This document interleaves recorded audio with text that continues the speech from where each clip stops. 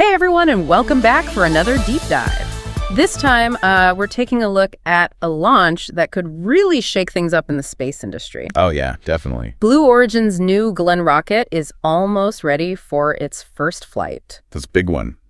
And we're going to break down why this is such a huge deal.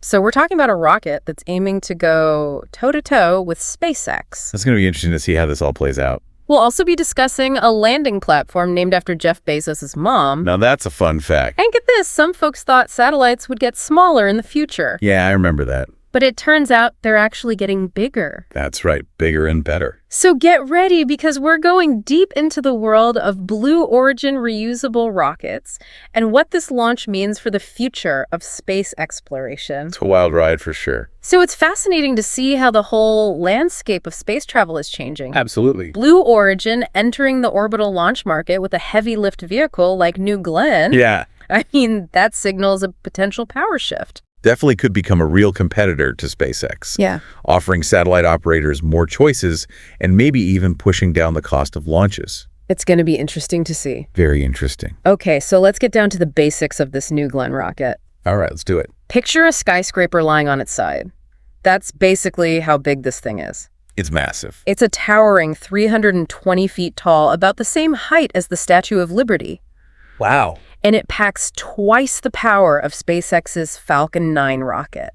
That's a lot of power. It is. You're right to highlight the power of this rocket. Right. New Glenn is designed to carry massive payloads into orbit, Exactly. reflecting a growing demand for larger, more sophisticated satellites. It's a testament to how ambitious our goals in space have become. It really is. Really is. All right, so picture that the countdown hits 0. Okay. 7 B-4 engines ignite, blasting New Glenn skyward. It's quite a sight. I bet. Yeah. These engines are a big deal in themselves. Yeah, so. They're liquid oxygen, liquefied natural gas engines. Yeah. Blue Origin chose them because they offer high performance and are relatively simple to build. Makes sense. So a few minutes into the flight, the booster stage separates from the upper stage and begins its journey back to Earth. Ah, the reusable booster. Exactly. This is where things get really interesting. Yeah, instead of just falling back into the ocean like traditional rockets, Right. this booster is designed to land upright. It's amazing. It uses grid fins for stability and then fires its engines again for a soft touchdown on a platform at sea.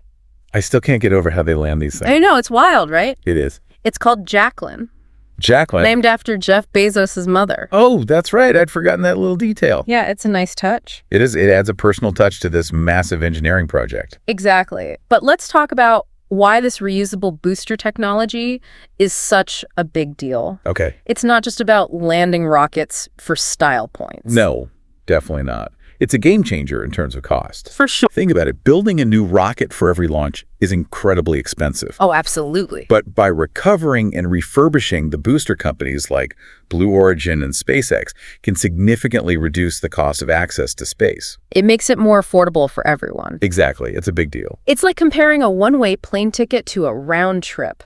Makes a huge difference, right? Huge difference. Now, for this particular mission, New Glenn isn't carrying any passengers. Not this time. But it does have a special guest on board, the Blue Ring Pathfinder. Ah, yes. Tell me about that. So the Blue Ring Pathfinder is essentially a technology demonstration payload. Okay. It's going to be gathering data throughout the 6-hour mission, Cool. testing out new systems, and helping Blue Origin prepare for even more ambitious projects in the future. That's exciting. And it is. So launching a rocket of this size is a pretty risky business. Yeah, there are definitely some stakes involved here. For sure. What happens if something goes wrong? Well, rocket launches are inherently dangerous. There's always the risk of things going wrong during liftoff or ascent. Right. If New Glenn deviates from its planned trajectory, they'll have to activate a self-destruct system. To ensure public safety. Exactly. And even if the launch goes smoothly landing, the booster for reuse is still a tricky maneuver. Yeah, it's a lot of pressure. It is. It's amazing how much precision and engineering goes into these missions. It really is. Every step has to be perfect. It does. So why should people care about this launch? What does it mean for the average person? Well, the outcome of this mission could significantly impact the future of space exploration and commercial satellite launches. If New Glenn proves successful, Yeah. it could lead to a more competitive launch market, potentially driving down the cost of accessing space. This means more opportunities for scientific research, faster internet speeds through satellite constellations, and even more affordable space tourism in the future. Wow, that's incredible. It's a ripple effect that could touch many aspects of our lives. So we're not just talking about a giant rocket launching into space. Yeah. We're talking about a potential turning point in how we access and utilize space. Exactly. And here's where it gets even more interesting. For a while, there was this hype around smaller lightweight rockets being the future of space travel. Yeah, I remember that. But now it seems like heavy lift vehicles like New Glenn are making a comeback. That's right.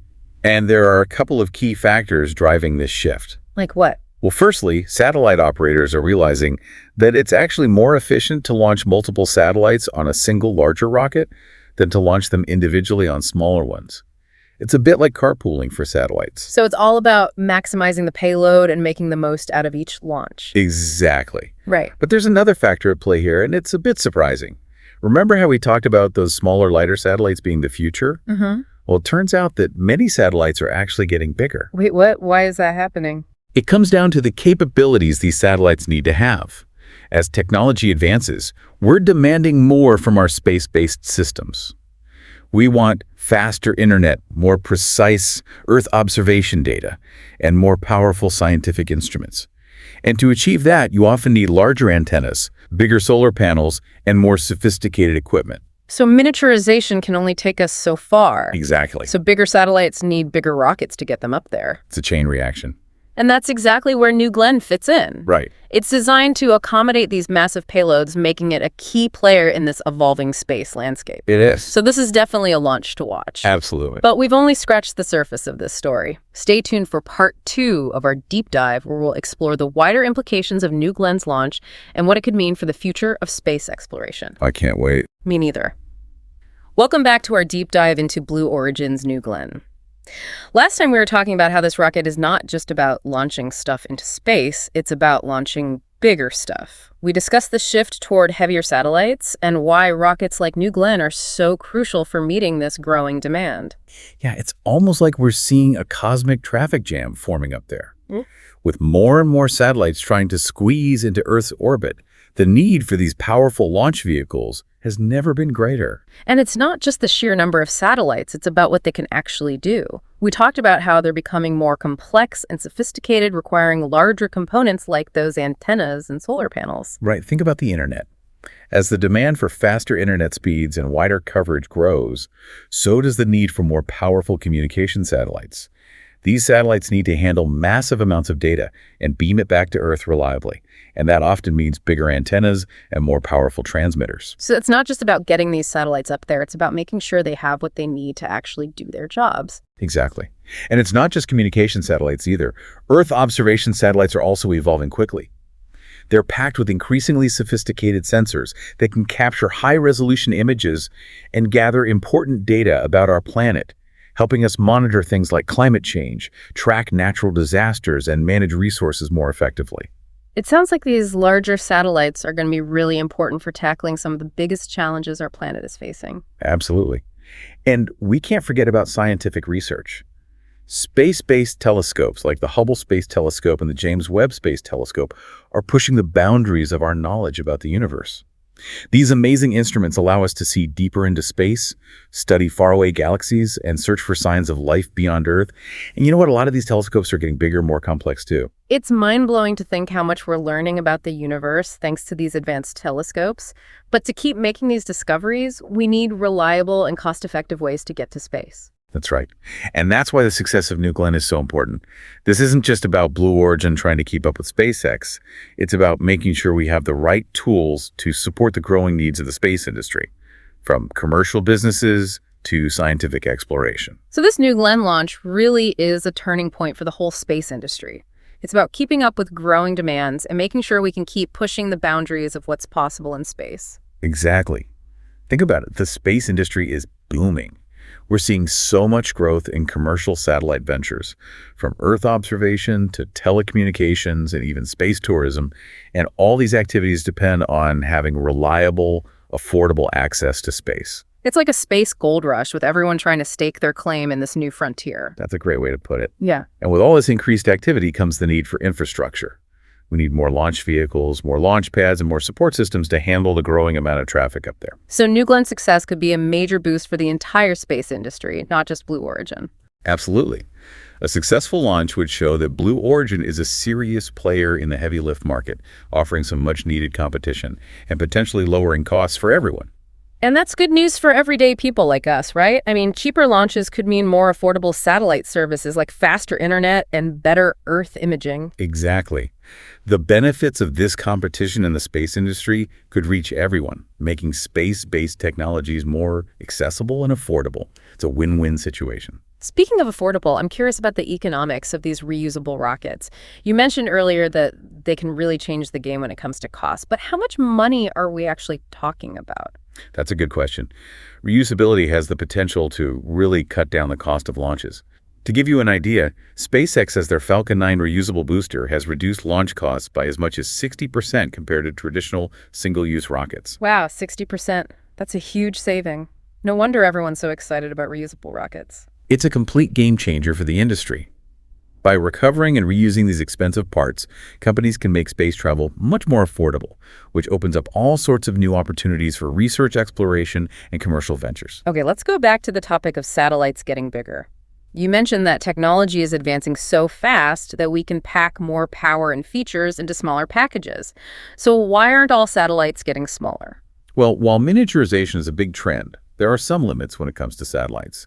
Some parts, like those antennas and solar panels, simply need to be large to work properly. I see. So it's like a balancing act between making things smaller and needing some parts to stay a certain size. Exactly. Take antennas, for example. The bigger the antenna, the wider its coverage area, and the more data it can send and receive. For things like global communications or high-resolution Earth imaging, you can't just shrink the antennas too much without sacrificing performance. So for certain jobs, bigger is still better when it comes to satellites? Right. And this is especially true for scientific instruments in space. Large telescopes, for example, need to be big enough to collect enough light to study distant objects in the universe. So it's not just about the size itself, it's about what that size allows us to do in terms of functionality and performance. Exactly. And this is where heavy lift launch vehicles like New Glenn come in. They provide the power needed to get these large, complex satellites into orbit, which helps us push the boundaries of what's possible in space exploration and scientific research. All of this is so fascinating. It seems like the future of space exploration is going to be anything but small. You got it. And that's why these heavy lift launch vehicles like New Glenn are so important. They're the key to these big ambitions, providing the power to lift our dreams into orbit and beyond. So what does all of this mean for the future of the space industry? Where do we go from here? That's the big question, isn't it? But here's what we know for sure. The space industry is at a really important point. We're on the edge of a new era of exploration and commercialization, and the demand for access to space is only going to grow. And that demand is driving innovation at an incredible pace. Just look at this reusable booster technology we were just talking about. Who would have thought we'd see rockets landing themselves back on Earth? It's like something out of a science fiction movie. It's truly amazing. And this is only the beginning.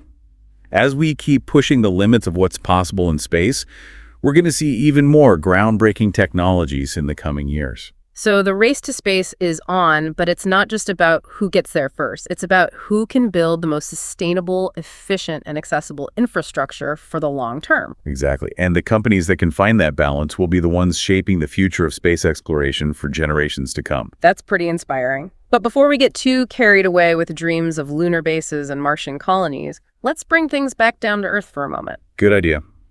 It's easy to get caught up in the excitement of space exploration, but we have to remember that all of this has real-world impacts. We're talking about jobs, economic growth, and advancements in technology that can benefit everyone. That's a really important point. The space industry isn't just about rockets and satellites. It's about creating new opportunities and pushing the limits of human ingenuity. Exactly. And as we continue to invest in space exploration, we're not just investing in our future in space. We're investing in our future right here on Earth. Well said. And I think it's time to wrap up part 2 of our deep dive. I agree. But before we do, I want to leave our listeners with something to think about. As the space industry keeps growing and developing, how can we make sure that it benefits all of humanity, not just a select few? That's a question we'll explore more in our final segment. That's a great question and one that we should all be thinking about. So stay tuned for part 3 of our deep dive into Blue Origin's New Glenn, where we'll explore some of the bigger social and ethical questions about this new age of space exploration. We'll be right back. All right, everyone, welcome back to our final part of this deep dive on Blue Origin's New Glenn. We've covered a lot of ground about the rocket itself, the trend towards those larger satellites. Yeah, and how it's all fueling a new era of space exploration. But in the last part, we ended with a pretty big question. Right. As the space industry grows, how do we make sure it benefits everyone, not just a select few? Well, that's a question that becomes more and more crucial as space becomes more accessible. We've seen incredible progress in technology and just a surge in commercial interest. But all of that comes with this responsibility to make sure space stays a place for peaceful cooperation and sustainable development. That makes a lot of sense. We can't just rush into space without thinking about what could go wrong, right? Exactly. Yeah. Think about space debris, for instance. Yeah. Every single time we launch a rocket or send a satellite up, we're adding to this growing cloud of debris orbiting our planet. Oh, yeah.